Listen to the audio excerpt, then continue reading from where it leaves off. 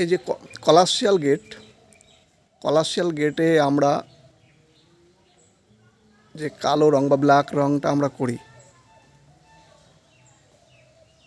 এটা কেন করা হয়? অনেকে কালো রং পছন্দ করে না, বলে কালো রং দেখতে ভালো লাগে না, অন্য রং করব। কিন্তু কলার্সিয়াল গেটের জন্য কালো রংটাই বেটার, বা কালো রংটাই আমরা,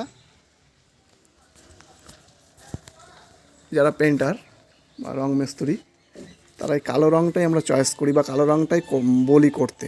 এর কারণ একটাই, অনেকেই সেটা জানে না, আমি সেটা বলছি। এই কালো বা ব্ল্যাক কালারটা কলার্সিয়াল গেটে যেহেতু কেচি আছে, কেটে যাওয়ার সম্ভাবনা আছে। এই যে ধরুন, এগুলো কেচিগুলোতে রঙগুলো কেটে যায়।